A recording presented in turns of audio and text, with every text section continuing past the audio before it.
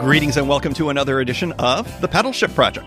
The Pedalshift Project is a series of conversations, thoughts, and experiments on bicycle travel adventures.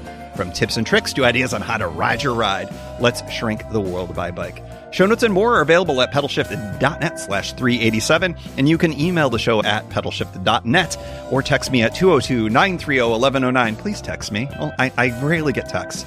Check out Pedalshift out also on all the socials as well. Hello, everybody. We are live, baby, live here from West Virginia, and we are about to enjoy an evening together, a live show. I've got a fire literally on the other side of this computer screen roaring away. I've got my Christmas tree up. It's got Star Wars ornaments. It's got a Yoda on top, not the baby one, the real one, the OG one. It's the holiday season here, and as my gift to you, we are going to do an Ask Me Anything episode, but I would like to do something really important here. And I would like to introduce and bring in our guest, the one and only, the inimitable, the legend himself. Mysterious James is in the house. Hello, James. Hey, howdy, Tim. Happy to be here. Glad I could join. I am so excited for you to be here. Everybody, James is literally in this room. So he is here. Live, baby, live here for the live show. This is a treat, James. I'm very excited for you to be here for this. So we're going to do something a little different for this episode. This is James's first actual live show. He's been on the podcast in a smattering of ways. Of course, if you were here with us earlier this year, you of course got to ride as I did with James for our big West Coast adventure, which was a ton of fun. But tonight we're going to be answering questions. And the way we're going to do this is if you've got any questions in that you have a burning question that we are both going to answer the question, please feel free to throw that in there. Priority goes to folks in the chat room. So we will reject questions as I see fit because James can't see. Well, I guess James can't see them, but I am going to be choosing the questions. But I am also going to be asking for folks to throw out numbers between 1 and 25. Why do I say that? Because I have a list of questions that have been emailed to me through the years for various live shows. Some of these questions I may have gotten to, some of them I haven't, but they are questions that we will answer here tonight. So if anybody's got a question, please feel free to throw that into the chat box at any time. Otherwise, I'm going to ask for random numbers between 1 and 25 to be thrown in the chat box because you get to choose randomly these questions. James, actually, I'm going to ask you to take the first number. I want you to pick a number between 1 and 25. 6. Number 6. Okay, congratulations. Number 6. Number 6's question from a gentle listener. What are your top 3 must-have items for any bike tour? James, I know that you love answering questions. This is your favorite thing to do in the world, but I think this is one that you can actually answer. Your 3 must-have items for any bike tour. Well, let's see. I mean, you have your standard stuff, your tent, your bag. I'll answer this a different way. There's something that used to be on that list that is no longer on that list. And it used to be a cook set, a stove, a pot, fuel. And I no longer travel with that. So I go stoveless now. And I found that I really don't miss it. I do like hot coffee in the morning, but I found that cold soaking coffee overnight has been a decent substitute. Cold soaking for the win. I agree. Yeah. So, yeah. That I'll take the question a different direction, and what used to be part of my must-have kit is now no longer. No longer. So you answered the question in the negative. I think we'll allow that. My top 3 must-have items for any bike tour. I think that number 1 is going to have to be my iPhone. When we do the bike tour drafts, James, of course, was in the inaugural one of those. That one is a pretty good multi-use tool. I mean, of course, I end up recording the podcast for the bike tours on them. I use it for entertainment. I use it for directions. I think it's a pretty important thing. So number 1 must-have is going to be my iPhone. I think number 2 in my top 3, because I follow directions and answer the questions, actually, unlike some people in this room. Number 2, I think, is going to be, this is a weird one. I have what I will call a foldable backjack. It is a folding chair that has straps on it. It is excellent. I use it all the time in the tent. It's a very handy thing. I do not have enough flexibility in my hips to be able to sit cross-legged like a normal adult or a normal child even. I can't do it because I just can't. And it is so handy, and it's a great way to get comfortable inside the tent at the beginning of the night or when you wake up. It's easy. You just pull on those straps and boom, you've got something to lean back on. Excellent thing. So iPhone, my backjack. My third one, I'm going to have to say vibes. I'm going to have to say vibes because I bring them with me in my iPhone, but I bring them with me as well. You've got to bring a good attitude with you. And I think that sometimes that's going to be music. Sometimes that's going to be a book that I listen to. But sometimes that's also just going to be a good attitude. You have all experienced the sideways ways that my bike tours have gone. And if you go in it with a bad attitude, I mean, well, James, great example. Our last trip together, I had that problem where I couldn't eat. You remember when I couldn't eat and I couldn't bike anymore? Well, we had good vibes with us, and that really helped us go here. So those are my three things. That was a great question. Thank you, unnamed listener, who asked this maybe several years ago. Let's see. I saw a question that came from G4. G4's got two questions here. And so we're going to answer that. Which place is the best in the country for car-free living, but with decent transit and or nature access to also bike tour easily? James, mysterious James, you've got an answer for this. I do. I think a very strong case can be made for San Francisco. Yes, sir. It is, I've lived there for 12 years, car-free. It is a very bikeable city. It is very walkable. It has excellent weather. And so year round, you're able to, get all over the city, in good weather. It's a fairly small city. It's about 7 miles by 7 miles, and decent transportation. Transportation is mixed, but because the city is so small and walkable and bikeable, that I haven't found it to be a problem. It doesn't have the greatest transportation system, and it does have excellent access to nature, both to the north, like over the Golden Gate Bridge up into Marin County, all along the coast, and also to the south, all the way down the Pacific coast to LA. So it's, the housing is very expensive there, but if you can solve the housing problem, I think it's an excellent place to be car-free with close access to nature and to be able to bike tour. You got an amen from fellow Bay Area resident Sarus Farivar, so we threw that up. Yeah, is this going to be a surprise? Am I going to surprise people with my answer? Of course not. It is the land of sunshine and bunnies, Portland, Oregon. And let me tell you why. Yes, Portland suffers a little bit on the weather side of things compared to the Bay Area during winter season. But let me tell you what. You cannot beat its location in terms of all sorts of different amenities. Portland, Oregon is an absolute desirable place to live for a variety of reasons. And as far as bike infrastructure goes, it's one of the better ones in the country. You can put up your Minneapolis's and your other cities of note. San Francisco, of course, has some wonderful bikeable areas. But the one thing San Francisco has, it's a little bit of a knock for in-city living, them hills. Them hills, it's a knock. Now, you're going to get in bike shape. That's great. In Portland, there's some hills too, but for the most part, you've got some pretty good, easy living when it comes to that. Bike touring, do I have to tell you that Oregon is fabulous for bike touring? Mountains, we describe the days by how many mountains we can see. It's a 1 mountain day. It's a 0 mountain day. It's, on those special days, it's a 5 mountain day. So the land of sunshine and bunnies, Portland, Oregon is my choice. That is a great question. Thank you. Thank you, G4, for that. Let's see. We got more questions coming in the chat box. And James, as I promised, these are the ones that we take precedence here. Terrence asks, I wrote about these trails earlier today. When are you going to ride the Greenbrier River Trail? And why have you not talked about the Pine Creek Trail in Pennsylvania? Finally, how about the Cowboy Trail? Okay, so I know of two of these for sure. The Greenbrier River Trail is actually here in the great state of West Virginia. And the Pine Creek Trail in Pennsylvania, I'm not as familiar with. So I may have run into it, but I don't know it off the top of my head. Finally, how about the Cowboy Trail? And if memory serves, the Cowboy Trail is in the great state of Nebraska. James, have you considered any of these trails?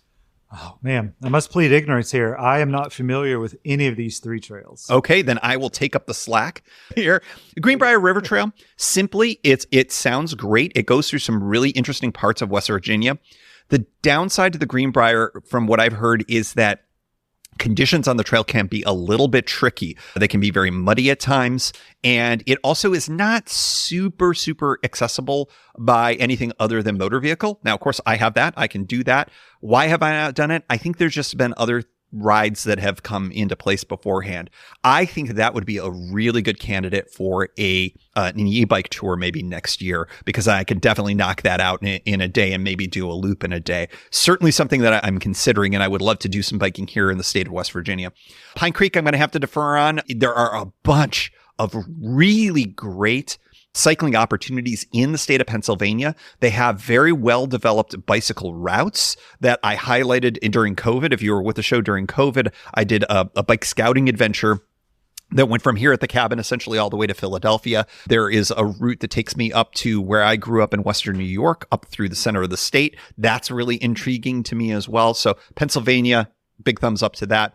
The Cowboy Trail. The Cowboy Trail is probably the longest of the trails, other than maybe the trail in Washington State, which the name of which is escaping me at the moment, that I have definitely considered. There's another one, I believe, in one of the Dakotas as well. I'm intrigued with it. The thing that has prevented that is the same reason why it was hard for me to get to North Dakota until this year. And that is just accessibility. You have to plan, you have to try to get there. But I've heard wonderful things about the Cowboy Trail. It's on my list. It's just, there's a lot of great trails. There's a lot of great routes. And I'm hopefully going to have more time to be able to hit these things a little bit later in life, maybe. But until now, I got myself a jobby job and, just limited amount of time. But thankfully, all of these trails are waiting for me at some point. So I'm really excited about that.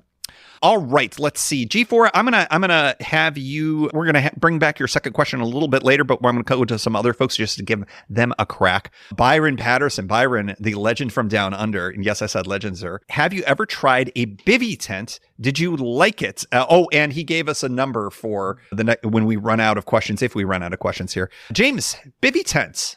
What do you think? I have not tried a bivy tent. I don't know that they would appeal to me. I like to hang out in my tent, and I usually travel with a 3-man tent. I'm tall and I like my space. And so, yeah, I don't know if I would ever try one. Just given my preferences. I like the idea that it's small and it's lightweight. I'm intrigued with that, but you and I are kind of on the same page on this. We love to spread out. We like to bring our gear into the tent. Yeah. I also have a thing that is a real limiting factor here. I am painfully claustrophobic, like really badly claustrophobic. And I don't like being in small spaces as a result.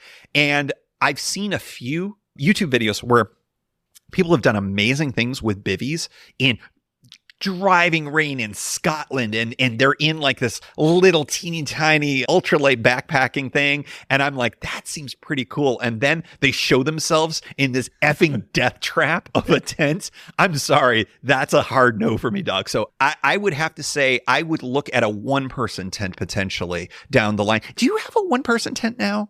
No, I have a 2-person. You still have the 2. Yeah. I think we're like our tent princesses, not to gender this or anything like that, but we just love ourselves some extra space. We love to treat ourselves with the extra space there. So thank you, Byron. That is an excellent question. And we will choose number 14 when and if we run out of questions here. Sarus Faravar has a question here.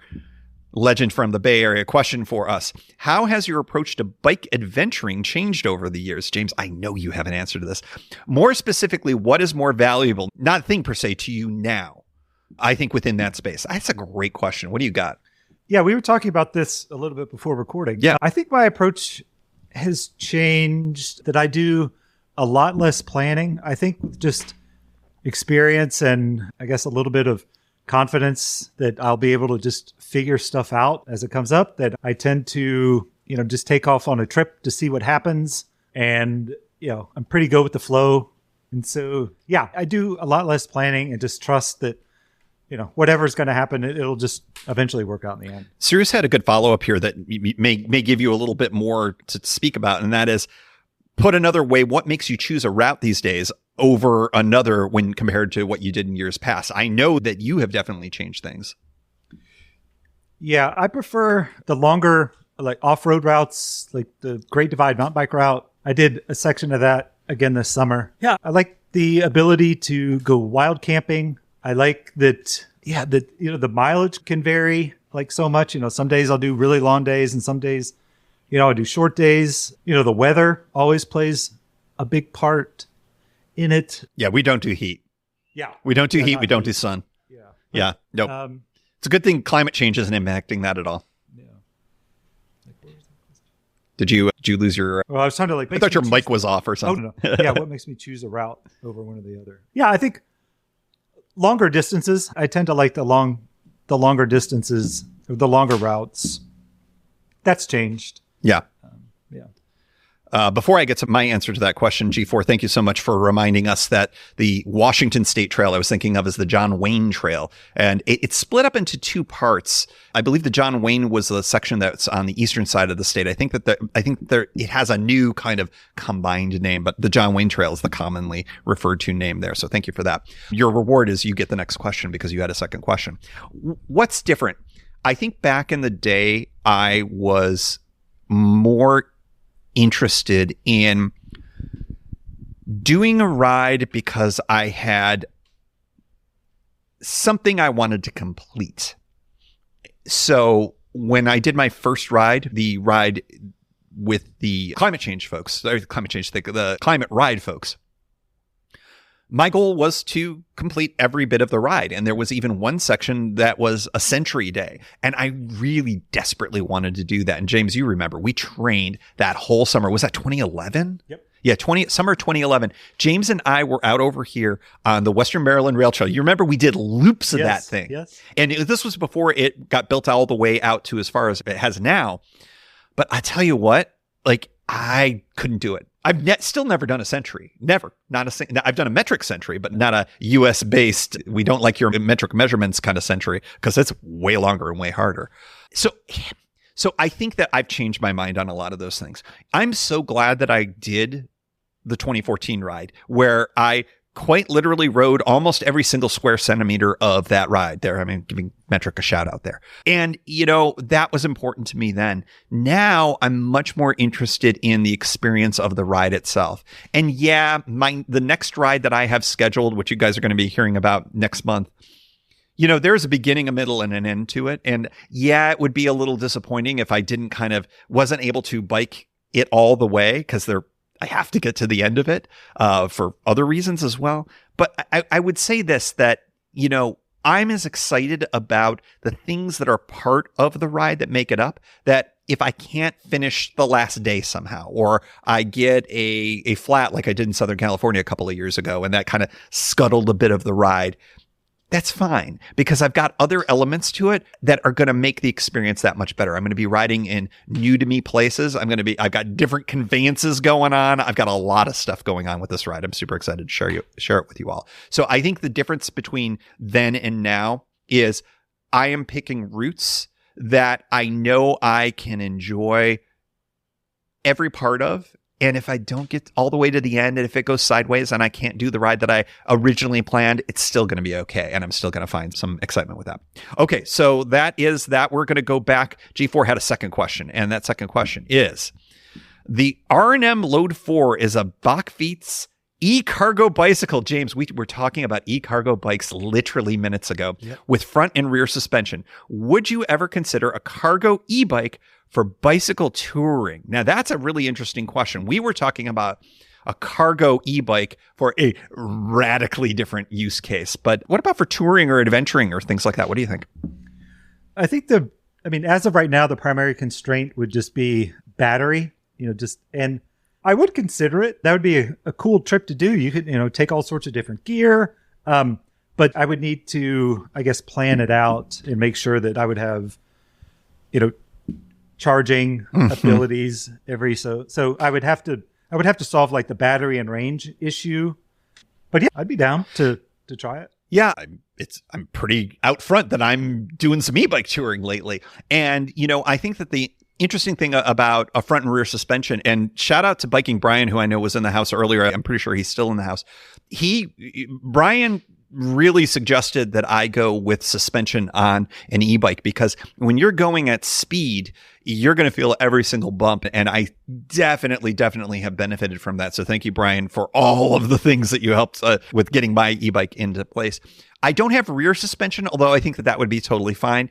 So e-cargo bike, front and rear suspension, I think that's pretty amazing. Couple of question marks that I've got with doing an e-cargo bike is, number one, heaviness, bigness. It is embiggened, this kind of a bike. And with a larger bike, you've got more weight to it, which means that your range is going to be changed as a result of it, probably lowered. Now, a larger cargo bike might mean you can put a larger battery on it, which may kind of balance out that range. So I have questions about that. The second thing, and this is much more important, remember how I talked about in the setup episodes for all of the e-bike project stuff, I talked about one of the bigger challenge is positioning of you and your bicycle. And with a cargo bike, you are adding more complexity to it. Cargo bikes are going to be too big to get on transit in many cases. Cargo bikes might not be available on Amtrak. I think that's an open question mark. I think that they do allow some, but maybe not all. So it's going to depend on the nature of your cargo bike as well. You are not flying with it unless you completely disassemble it. You're obviously, with our battery situation, we have other positioning issues. We're in ground transportation mode for all of this. But using local transit for mini fast forwards or rescues or things along those lines, going to be very constrained with a cargo bike. So I would never say never. James can attest. I drooled. I straight up drooled over a Rad Power e-bike. What was that? Do you remember what the model was? It was gorgeous. Where was this? The cargo bike, the e-cargo bike that we looked at earlier. Yeah, I drooled over it. This was for another use case for another person that we were talking about. Yeah. But I was like, oh, that looks fine. Yeah. And so I never say never on a cargo bike. I think for bike adventuring, I think that I have questions, but those questions could be answered. So that was a great question. Thank you so much, G4. Let's see. Next up, James, how you doing? You hanging in there? Oh, yeah. James is hanging in there. We love it. James was like, I'm not sure I can make it. I might have to tap out. I was like, nah, this will go fast. You'll love it. Let's see. We did Sarus's question. We did that. G4, just a follow-up on the Imperial Century. I did an Imperial Century on a dead e-bike. I've never forgotten my charging cable since. Speaking of range anxiety, I think I may have more of that right now. All right, we've got a new question from Matthew Heller. Matthew, thank you so much for listening. You're a long-time listener, I know, too. Do you have any knowledge or any experience with the adventure cycle short loop going from Boston to P-Town on Cape Cod? I am a mid-Atlantic guy thinking about riding this next summer. James, you're pretty good at looking at the ACA routes. Have you ever checked this one out?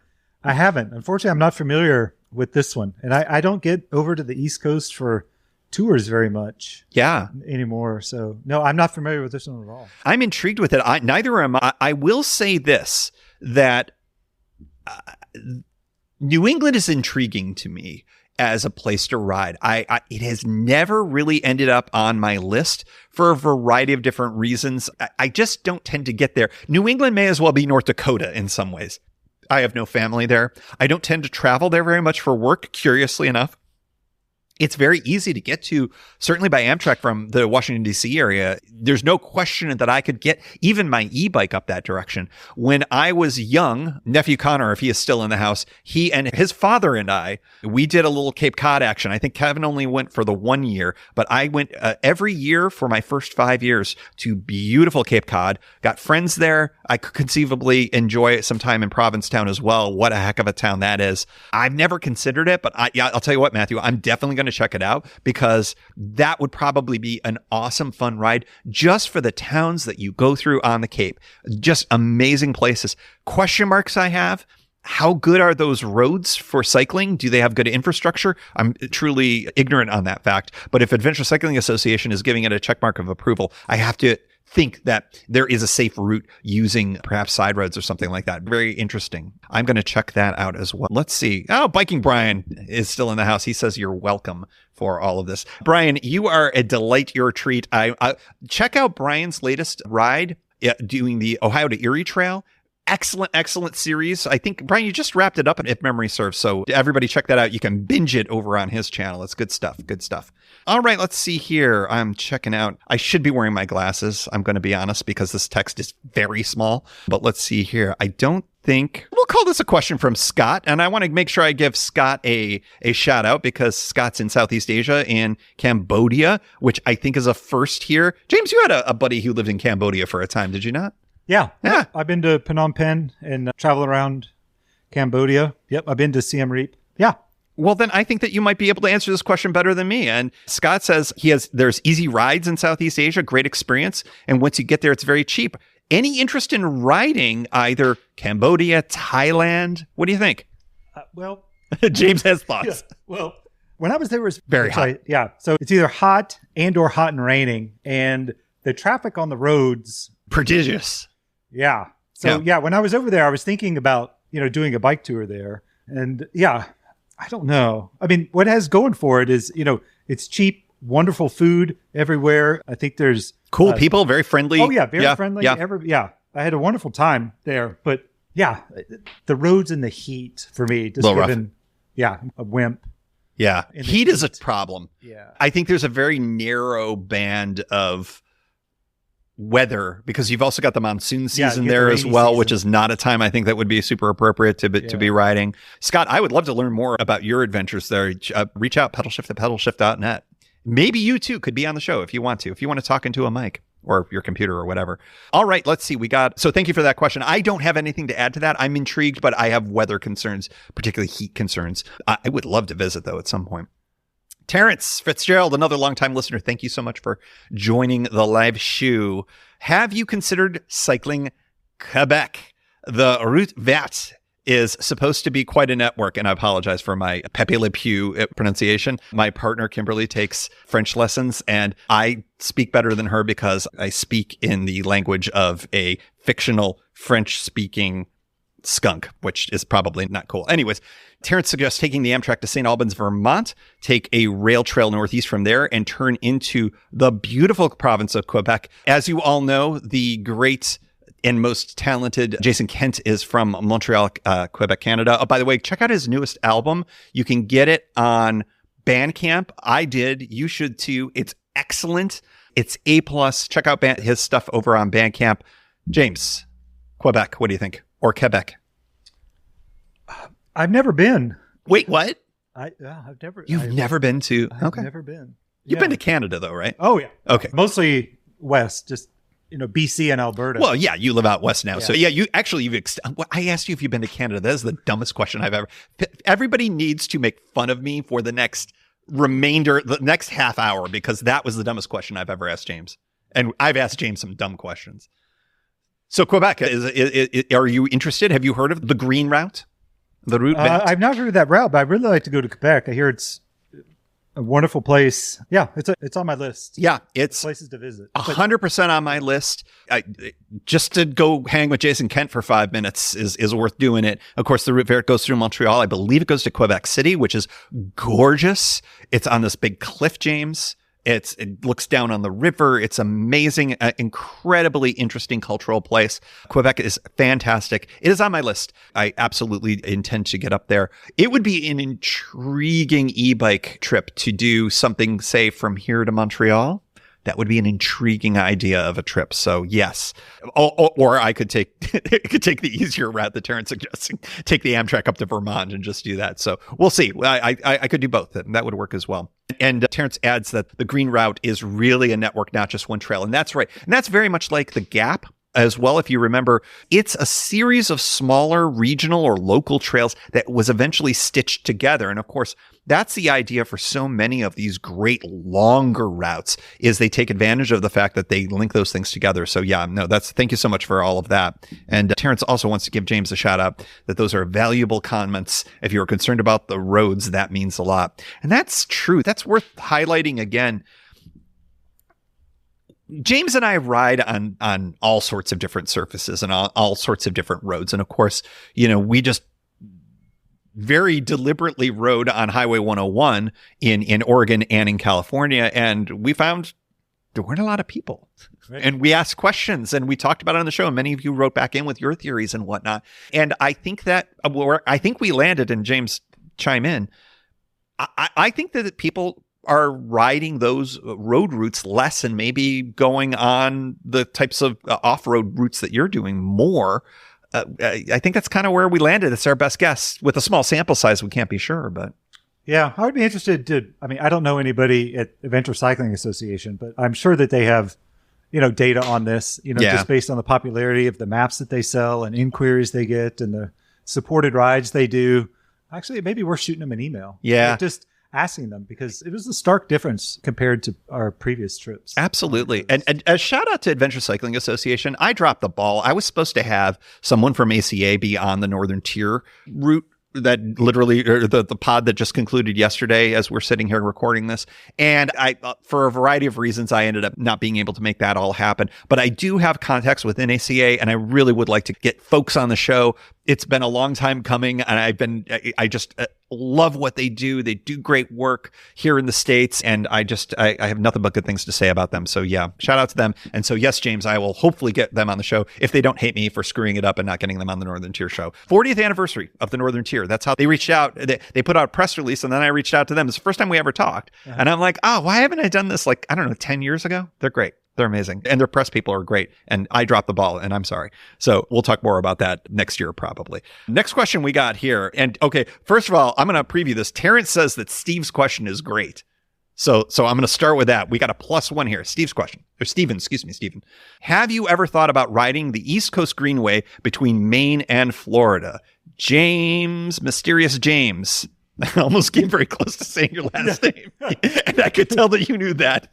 Mysterious James, who has no last name, who is mysterious. What do you think? Yes, I am interested in that route. I haven't looked into it yet. I haven't done any research on it, but yeah, I think it would, be neat. I've ridden the West Coast. Yeah. Multiple times. Yeah. Yeah. But now, to do, the East Coast from north to south. Had a guest on the show, and James, maybe you remember her name, and I'm terrible, and I can't remember her name. I do remember that. I can't remember her name. That was an excellent interview. She was so great. Impressive. She is on the board of the East Coast Greenway. Oh, wow. Okay. One of the most impressive people I have ever met in my life, because she is just like, oh, I think I'm going to bike the East Coast Greenway. And then she does it and then ends up on the board of directors for it. I think it may have been like her first ride. It was one of her first rides. She was pounding out 80. If anybody in the chat room remembers or can look it up on the site, I hate forgetting her name, but it was a couple of years ago. She was very impressive. She was impressive. She was a great advocate for the trail, the routes. It's not really a trail because, again, it's a series of different things. Mm-hmm. I have ridden parts of the East Coast Greenway. I've never done a through ride. I think it would be silly for me not to do it at some point. I think that what I need to do, though, is I need to get to a place in my life where I can stitch together that full through ride. And, we're talking weeks/months really to pull that off. Unless you're her, because she did it in some unreal amount of time. Someone please look up her name so I can give her a shout out. But, and anyways, in any event, it's on my list. I want to do it. I think the e-bike is going to be a really good thing for the East Coast Greenway, don't you think? That's a good idea. Yeah. I think, and the reason why is I think that the challenge with the East Coast Greenway, the reason why I haven't done it is, what do you got? Regina Yan. Oh my God. I am so. Thank you, Stephen. Thank you, Steve. Yes. Hold on. We got to put that on the screen. Thank you for looking that up. I appreciate that. Regina, if you have not heard that interview, please go back and find that, because is that one of the best interviews that we ever did? I got to have Regina back on the show. And watch her YouTube series. Oh, didn't she? She did a whole video, and that's how I found her. The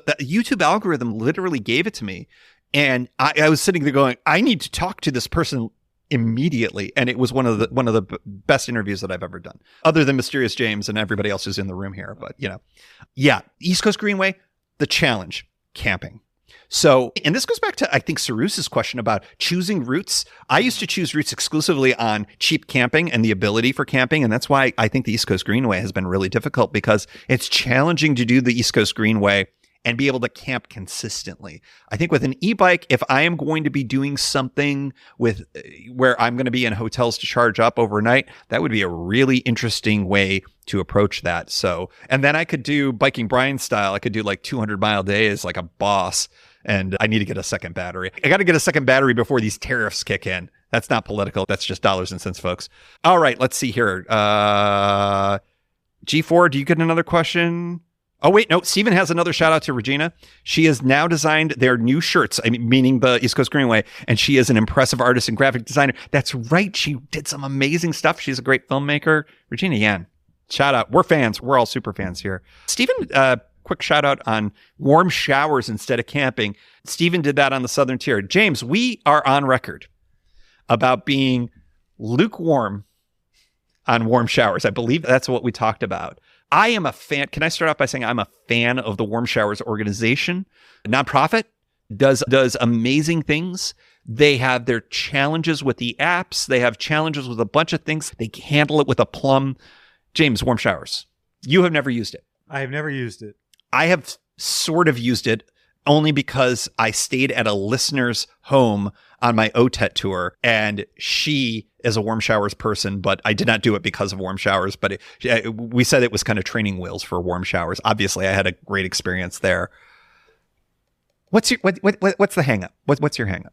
Yeah, there's several. Part of it is I don't want to necessarily commit in advance to being someplace, like a certain place at a certain time or date, and to not be able to meet those expectations if I'm slow or if I have a mechanical. And I know they're very forgiving. They understand, everything that comes up on during a trip. But yeah, I prefer to camp or, just get a hotel if I'm in a town. And also, as you can obviously tell, I'm pretty introverted. And, at the end of a long day, sometimes I just don't have the energy to talk to a lot of people. And, that robs them of the experience. And then, I feel bad that, I'm kind of, shut down socially and I just want to shower, and go to sleep. And I understand that there are lots of us who are like that and they're used to that, but still, I don't know. I don't think it would feel very good, somebody to, welcome me into their home. And it's a lot of emotional intelligence you got there, James. Yeah. I just avoid it. That's my emotional intelligence. Is I avoid these things. I think that's the thing. I find at the end of a day, I have a limited amount in the tank to be able to kind of share. And sometimes I have more than others. Many of you have probably run into the same things. You get in a camp and there's people there and you're energized and you're sharing stories and all sorts of other things. For whatever reason, that feels different because I don't feel obligated. Yes.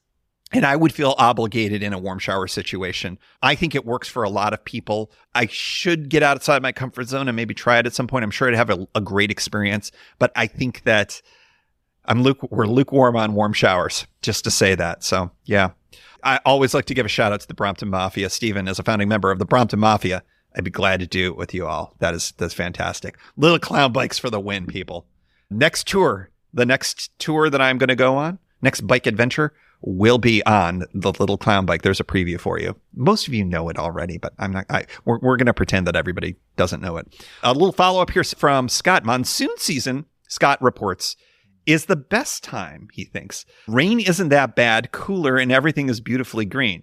Okay, that solves for some issues. And also, if monsoon season in Cambodia and other parts of Southeast Asia, or is anything like monsoon season in Japan, where I lived for a time, the rain was you could set a clock to it if memory serves. So if that's also the case, then you could kind of work your way around it, perhaps. That's really helpful advice. I don't know, Scott. You're selling it. You're selling it good. I think so. Let's see. We've got Byron. Byron, I think it's more of a comment than a question, but I think I got to get my guy down under here. Tim, I'm proud. You have been doing more bike mechanical work yourself. It's a big time saver for small fixes.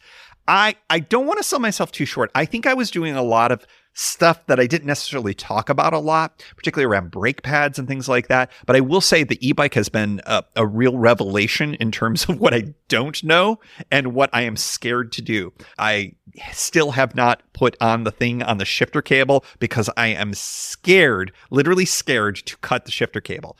I need to do a bunch of these things, but Byron, you are giving me at least a little bit of a shout out so that I can maybe have the confidence to do it. So perhaps.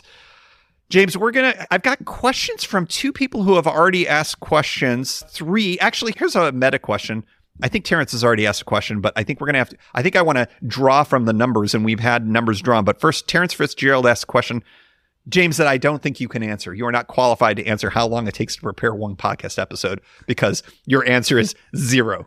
It takes you 0 time because you do not produce podcast episodes. Terrence, it's going to really depend. The rule that I tend to follow is it tends to take me it used to take me twice as long to edit an episode as the length of said episode. That no longer is the case because we have new tools, because we live in the future and we have jet backpacks and flying cars. No, we do not, but we have better podcasting editing tools that makes it a lot easier to achieve better sound quality and some better things as well. So it doesn't take me as long, but I would say I would say at least an hour, all things considered, because I also have to create thumbnails, and sometimes I'm generating those using AI. Sometimes I'm using my photos. There's a lot of things that go into it, but it's at least an hour for a very simple episode and can be substantially more. I'm looking at you, Holiday Spectacular. That takes me the longest, but it's for you. No, it's really for me. Let's be honest.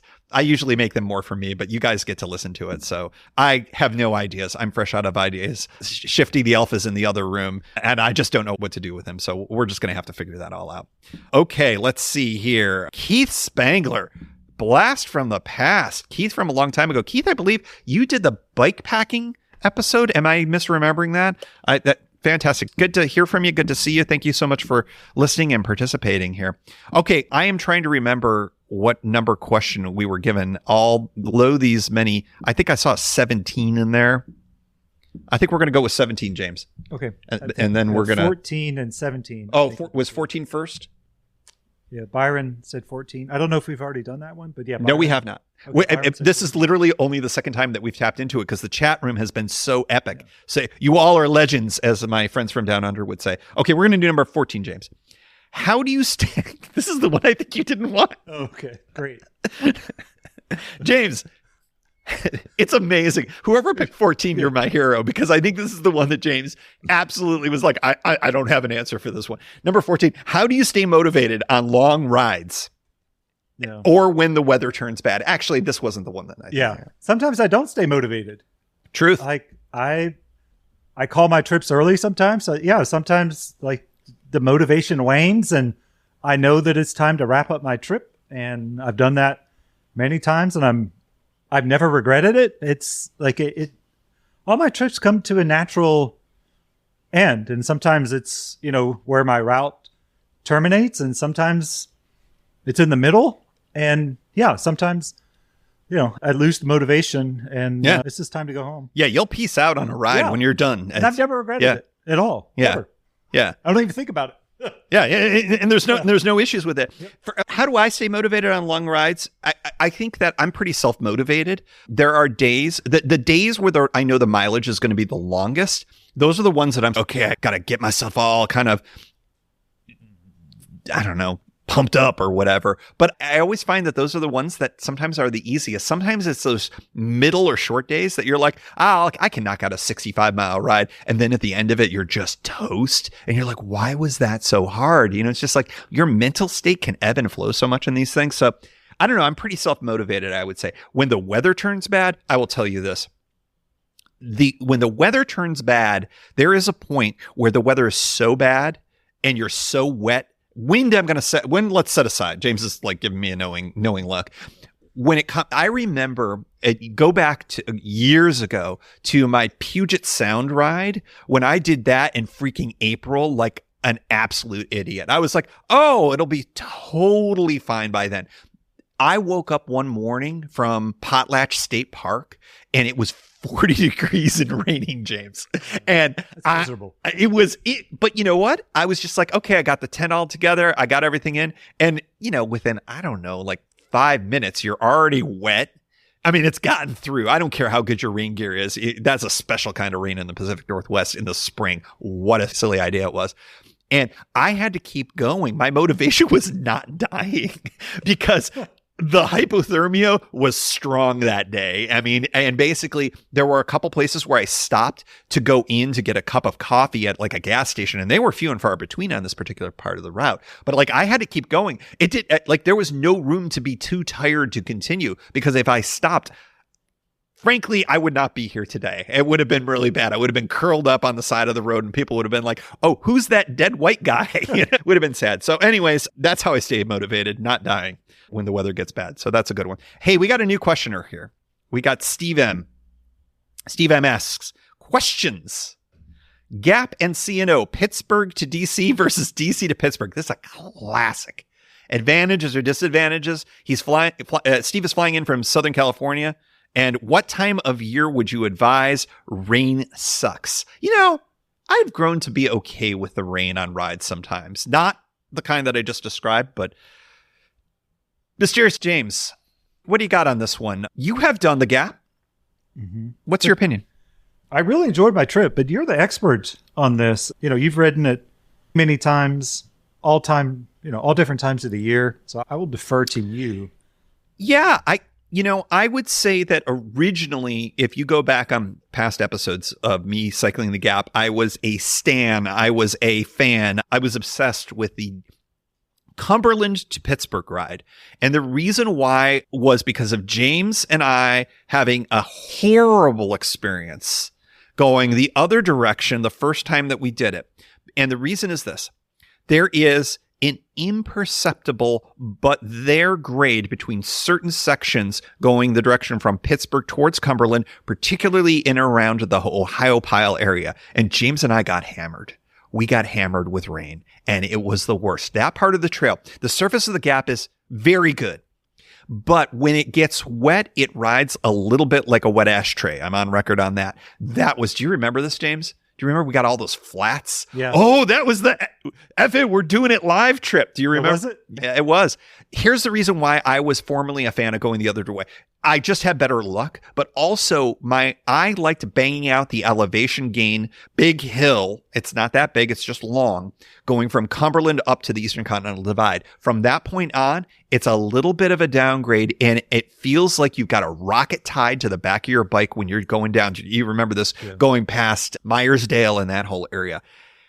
I was in the minority on this. I'm now 50-50 on it. I think it just depends on what's the best place for you to arrive, to come and go from. And I will say, yes, we've got Amtrak in Cumberland, but you've got an airport in Pittsburgh. So if you're flying in, I think that it's going to just be a lot easier for you to fly from Southern California to Pittsburgh. It's fairly easy to get from the Pittsburgh airport to the trailhead and the confluence of the three rivers. It's an amazing place, a great place to start or end your trip on the Gap. I have no notes on the Gap. I have some notes on the Gap, but I love the Gap, and it's one of my favorite trails. So we should ride the Gap again someday. Yeah. Maybe one of your next trips out here. I think that would be good. Folks, we are rounding the corner to the bottom 5 minutes of this time. Thank you so much. You have all brought it. And when I say it, you have brought your questions. We have only had to tap into these questions. The questions that I'm going to have to table again from all the years, we're just going to have to do that later on. Let's see. I want to make sure that I'm not getting somebody. Oh, this is a good question because it's a very Aussie way to put it. The legend, Byron Patterson from Down Under. MJ, this is for you. Do you prefer mud guards or no mud guards? I love the term mud guard. We would call them fenders in the US, but I love the term mud guard just because it's amazing. Sir. I started out with mud guards on my Surly long haul trucker. I had them on for years. But once I started traveling or flying more with my bike, they became difficult to take on and off, and then they would get bent flying. And so I think one trip I just didn't fly with them, and I never put them back on my bike. So I liked them when I had them, and then I took them off, and I don't ride in the rain on my road bike very much. So I'm a fan, although I don't use them anymore. So I am probably behind you by about a year or two. And I am kind of in the same space. I used to insist you need them. And I would argue if you're on the C&O and to a lesser extent, the Gap, you're probably going to need them. But there's also the downside. On the unimproved sections of the C&O, you end up with straight up clay, and it will get caught in between your tire and your fender / mudguard / whatever the name of it is in your locality. It is a disaster when it happens. You cannot prevent it. I had somebody suggest that I had put on my mud guards wrong. Did I complain to you about this person? Yes, I do remember that. I think I complained about that. I was just, no, they're on right, my guy. Okay, now I will set that aside and just move on. Okay, we've got a couple of other questions, rapid fire style. James, hold on, I got to find. Yeah, Terrence has one. Where's Terrence? Is that a question about if I'm a fan of the Schwalbe marathons? Yes, I like the Schwalbe marathons. And at some point, I switched over to the Schwalbe Mondials. They're the 2 inches, and they're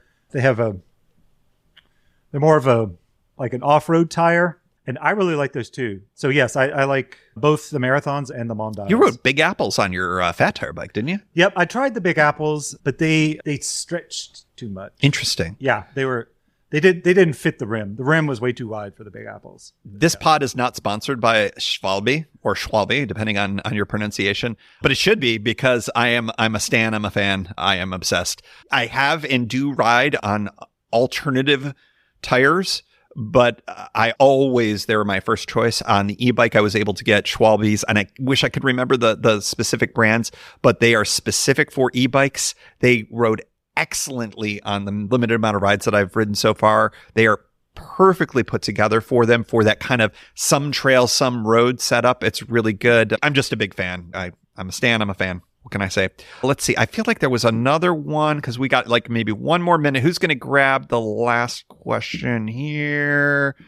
Cyrus Farivar, Bay Area Zone. Another question. If you were to bike, James, across the U.S., are there regions or trails? This is a great question.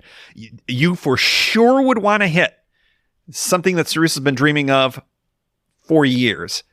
Cross-country ride, James. What is a must for you?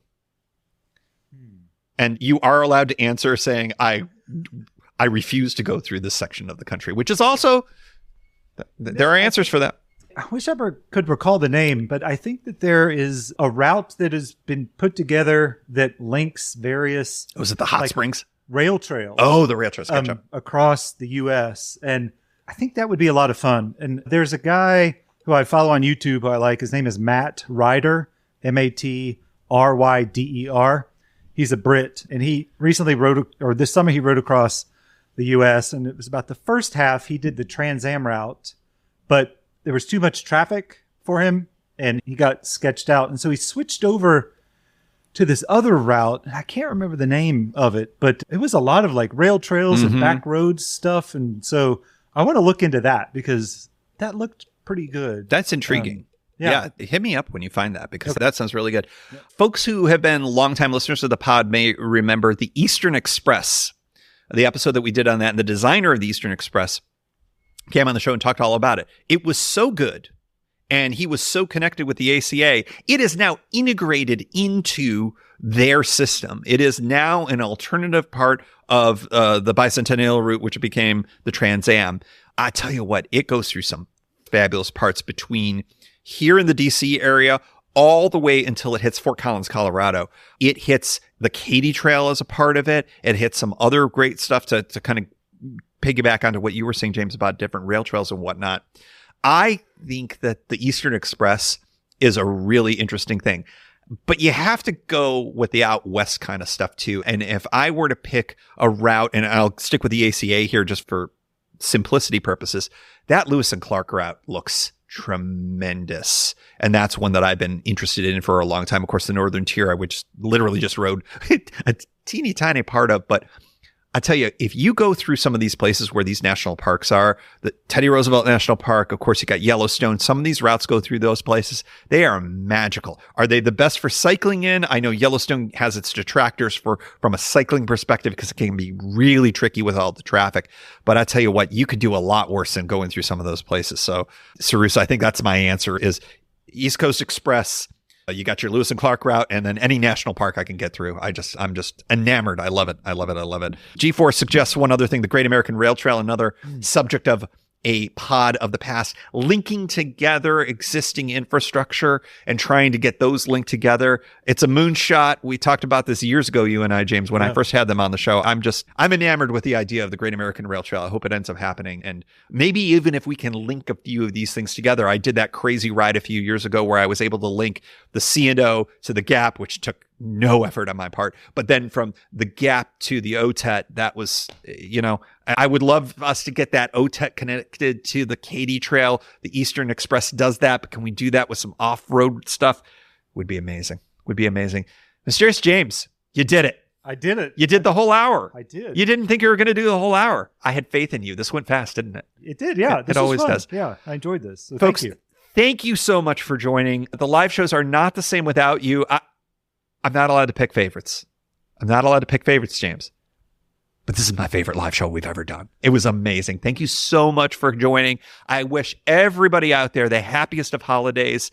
It can be a challenging time of year for a lot of people. It can be a great time of year for other people. I hope you all are able to find what you need this holiday season. And if you need yourself some Shifty the Elf, I'm going to figure out what the show's going to be all about, but you will get your Shifty the Elf. James will get the Shifty the Elf. Steve, Cyrus, G4, all of you, Byron Down Under, the legend from Down Under, all of you will get Shifty the Elf. That'll be the last show of the year. Thank you so much for joining. I really appreciate it. This is so fun with you. Thank you for a wonderful 2024 and a great 2025. Biking Brian, shout out to you. Thank you for helping me with my e-bike. It's been amazing.